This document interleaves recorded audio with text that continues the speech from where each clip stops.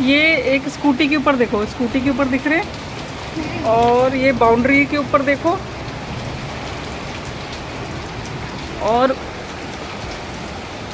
वो देखो गेट के पास बहुत सारे ओले गिर रहे हैं। बहुत ख़राब मौसम हो गया है। तो ऐसे मौसम में ना नॉर्मल खाना बिल्कुल अच्छा नहीं लगता।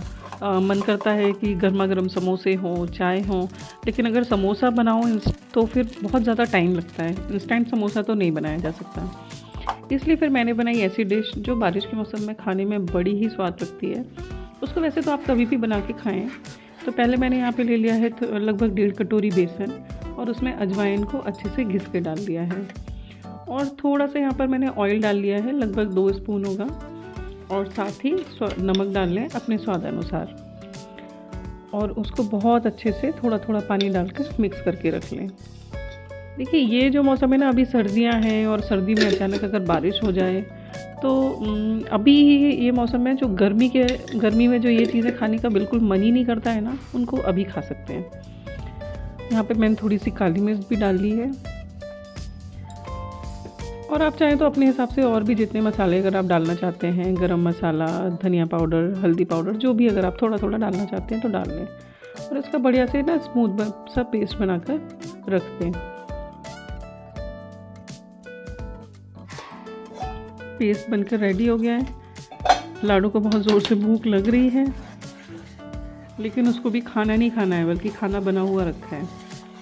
तो थोड़ा सा मैंने उसको बोला है, आप जब तक अपना होमवर्क करेंगे तब तक मैं फटाफट से बना दूँगी।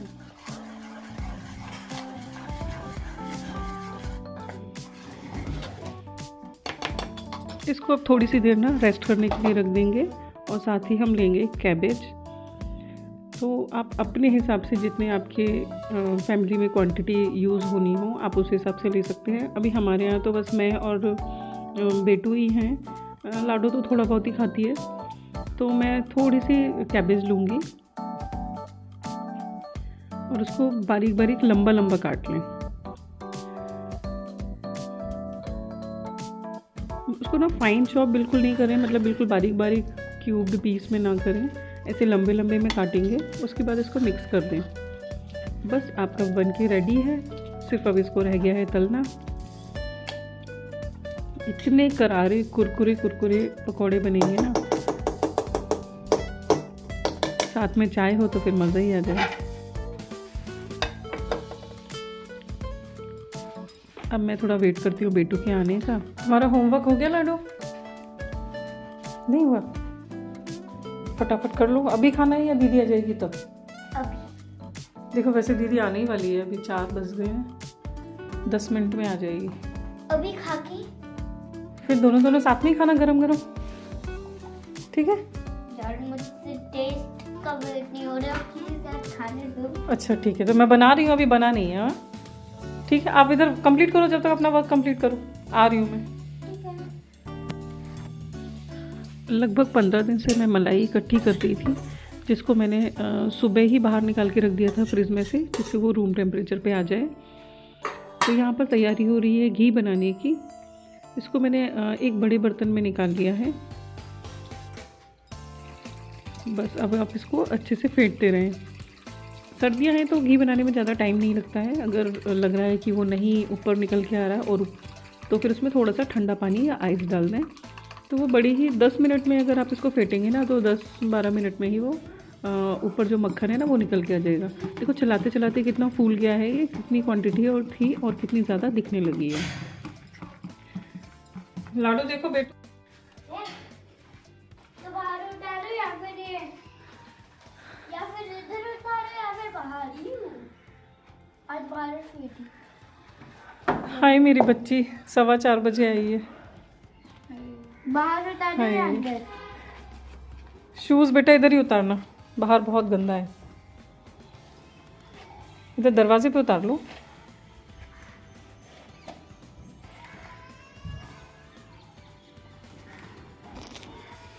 कैसी रही आज बारिश? अच्छी। लगी ठंडी? नहीं। चल झूठी। हाँ झूठ बोल रहे हैं। झूठ बोल रही ना। गेट बंद कर लो। बताओ क्या खाओगे आज बारिश में? मंगोड़े। सबसे पहले देखने आइए क्या क्या बन रहा है। इसमें तो घी बन रहा है। मक्खन? हाँ, मक्खन भी। और क्या किचन का मुआयना करने लग गई आप ही। क्या ये दही है क्या? हटो हटो हटो हटो। मुझे थोड़ा दही खाना है। बना क्या रहे हो आप? अभी तो घी बना रही हूँ। और ये है तुम्हारे लिए पकौड़ों के लिए रेडी। ठीक। सुबह का नाश्ता बचा? पास्ता ही खाती रहेगी क्या? टिफिन में भी पास्ता। जल्दी से हाथ मुंह धो के आ जाओ। ये चाट सकते हैं अभी? चेंज कर लो, हाथ मुंह धो लो। अभी नहीं चाट सकते हैं, ओके। थोड़ा सा रुक जाओ, अभी घी बन जाएगा फिर खाना। मेरी लाडू को घी बहुत पसंद है। बस अब वेट किस बात का है, दोनों वेट कर रही हैं वो दोनों। तो यहाँ पर मैंने पकौड़े बनाने चालू कर दिए हैं। बस इसको छोटी छोटी क्वांटिटी में, ज़रूरी नहीं है कि एकदम गोल शेप में आए, जैसे भी शेप में आए उतने ज़्यादा करारे बनेंगे। तो बस इसको यहाँ पर मैंने डालना चालू कर दिया है। और जो गैस की आंच है वो बिल्कुल तेज़ नहीं है, मीडियम आंच पे सिक रहे हैं ये। तो बड़े ही अच्छे से कुरकुरे से बनके तैयार होंगे।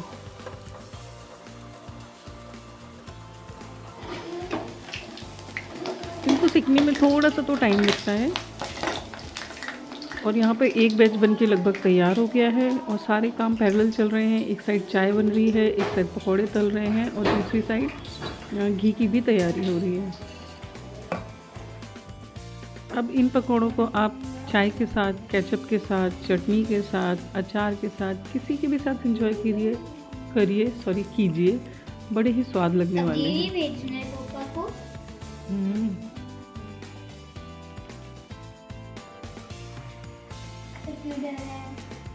कैसा लग रहा है? मस्त। मस्त। लाडू क्यों नहीं खा रही? थोड़ा डरा दिया ना। डर जाती है मेरी बच्ची। कैसे हो गया? मैंने ऐसे करा क्या? मैं ऐसे करके पोंछ लिया। जब तक मेरा और बच्चों का खाना फिनिश हुआ तब तक मक्खन अपने आप ही फूल कर ऊपर आ गया। तो बस अब इसको एक कढ़ाई में निकाल लें या किसी भी ऐसे बर्तन में निकाल लें जिसमें आप घी पकाना चाहते हैं, उसमें निकाल लें। तो सर्दियों में तो घी बनाना बहुत ही आसान है, कोई मुश्किल नहीं है, कोई ज़्यादा मैश नहीं होता। अब बस इसको पकने के लिए रख दें। लेकिन पकाते समय इसको, जब अर्ली स्टेज है ना, उस समय चलाते रहें, क्योंकि ये ना उफन के बाहर आने के चांसेस ज़्यादा रहते हैं। तो इसलिए इसको हमेशा ना चलाते ही रहना है। जैसे ही ये उफान वाली स्टेज थोड़ी कम होगी ना, बस उसके बाद घी बनने में मुश्किल से 15 मिनट लगेंगे। सिर्फ इसका जो ऊपर का जो एक्स्ट्रा जो उफन के बाहर आ रहा है उसको ख़त्म होने की देर है। इस समय अगर आप चाहें तो आप इसमें नींबू का रस निचोड़ सकते हैं। इससे क्या, दूध फटाफट से फटेगा और घी जल्दी से निकलेगा। लेकिन मैं जब मलाई जमाती हूँ तभी उसमें थोड़ा सा दही या जामुन लगा देती हूँ।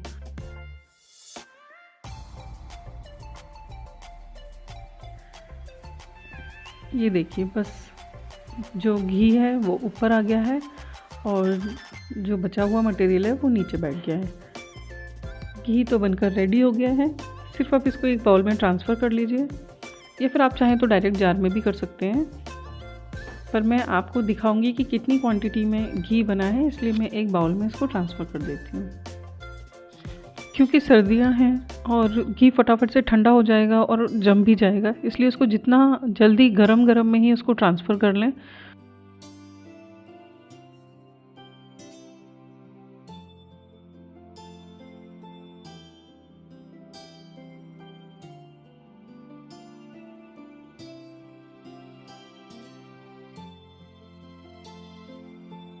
मार्केट में लगभग 1 किलो घी की कीमत 700, 800, 900 जैसा भी आप लेना चाहें, जिसमें प्योरिटी सिर्फ हम उसके पैकेट पे लिखी हुई हो इसीलिए बस बिलीव कर सकते हैं। बाकी कितनी प्योरिटी होती है तो ये तो हम कोई नहीं जानते। लेकिन घर में इस तरीके से घी निकाल के कितना प्योर घी निकाला मतलब घर में अगर हम प्योर घी खा रहे हैं, बच्चों को खिला रहे हैं, तो कितना सेटिस्फेक्शन मिलता है। देखिए कितनी अच्छी क्वांटिटी में घी निकला है। मैं तो उसकी एक एक बूंद निचोड़ के ले लूँगी, जब तक उसको बिल्कुल भी वेस्ट नहीं जाने देती। जो एक्स्ट्रा मटेरियल बचता है, जो घी बनाने के बाद जो कढ़ाई में एक्स्ट्रा मटेरियल बचा था, उसको भी आप चीनी डालकर और थोड़ा सी देर अगर उसको चलाएंगे गर्म करते हुए तो उसको एक मिठाई के फॉर्म में यूज़ कर कर सकते हैं। देखो कितना अच्छा दानेदार घी बन के रेडी हुआ है। यार तो खाने टेस्ट कर लो, बोलो टेस्ट कर लो।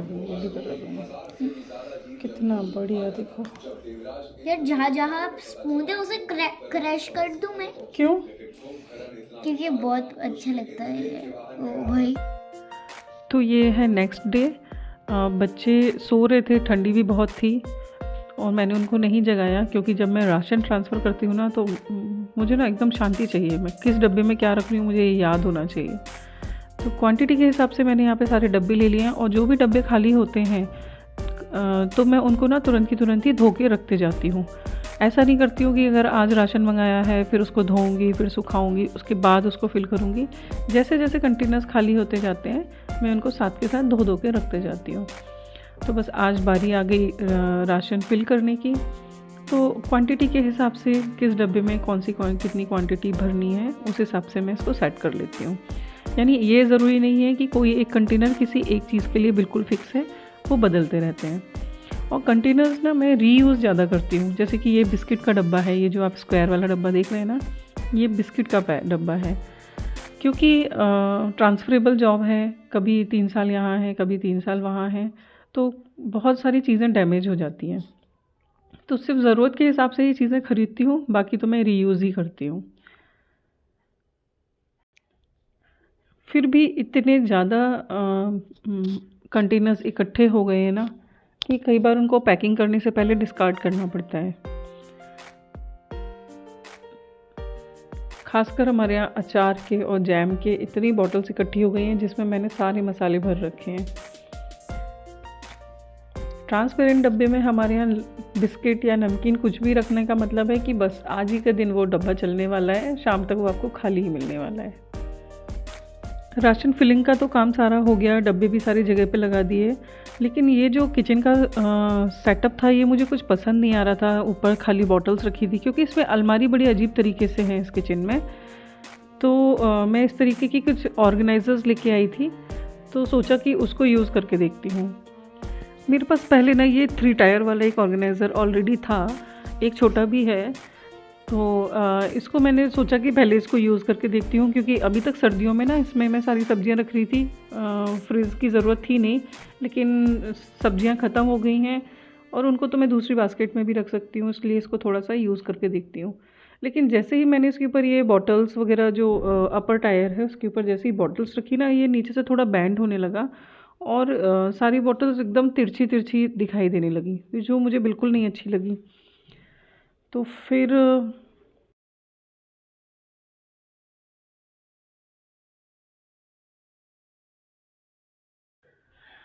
तो ये जो छोटा ऑर्गेनाइज़र आपको दिख रहा है ये मेरे को 3 के सेट का मिला है। शायद है कि 199 के कॉस्ट में पड़ा है। तो मैं ऑयल की बॉटल्स इकट्ठे जो राशन में आ गई थी उन्हीं को सेट कर रही हूँ। मैं सरसों का ऑयल ही यूज़ करती हूँ सब्ज़ी वगैरह बनाने के लिए।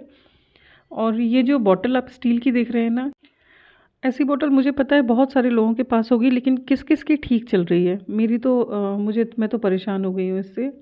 जैसा कि मैंने बताया था कि मैं रीयूज़ करने में बहुत यकीन रखती हूँ, तो ये मैंने जो आर्टिफिशियल प्लांट डेकोर जो लगा रखा है वो एक केटली के अंदर लगा रखा है, जिसका कि ढक्कन ख़राब हो गया था, टूट गया एक्चुअली, वो चीनी मिट्टी का था। तो मैंने उसको भी वेस्ट नहीं जाने दिया। देखिए विश्वास मानिए, चीज़ें अगर ख़राब हो गई हैं उनको फेंकना तो है ही, आप आज नहीं तो कल फेंक दीजिए, लेकिन एक बार आप उनका यूज़ करके तो देखिए। कई बार ना वो चीज़ें इतनी अच्छी होती हैं कि आप वैसी चीज़ें ना अगर आप ख़रीद कर अगर डेकोर पीस या कुछ भी ऐसा है जिसको आप रीयूज़ कर रहे हैं लेकर आए तो शायद वो उससे भी ज़्यादा बेस्ट होती हैं।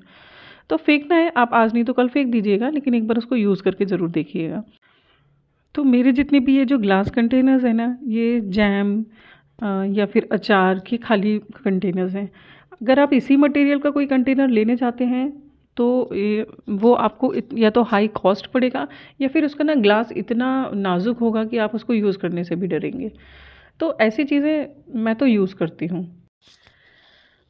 दूसरा जो ऑर्गेनाइज़र बास्केट है उसके अंदर मैंने ये सारी जितनी भी फ्लेक्स आते हैं उनको ऑर्गेनाइज़ कर दिया है। साथ ही इसी बास्केट में थोड़ी सी जगह थी जिसमें मैंने सौंफ और काली मिर्च के डब्बे ये सब भी रख दिए हैं। तो अब आप खुद देखकर बताइए कि किचन पहले से ज़्यादा ऑर्गेनाइज और पहले से ज़्यादा अच्छा लग रहा है, या फिर जो पहले ऊपर बॉटल्स रखे थे, नीचे अलग अलग थोड़ा थोड़ा सामान रखा था, वो अच्छा लग रहा था। बचा हुआ जो भी सामान था छोटा मोटा, वो मैंने एक छोटी सी ट्रे थी उसमें करके एक छोटी वाली विंडो के ऊपर रख दिया है। तो फाइनल लुक कुछ ऐसा आया है। तो गाइज़ प्लीज़ सब्सक्राइब करें मेरे चैनल को और लाइक और शेयर ज़रूर करें। मिलते हैं अगले वीडियो में। बाय।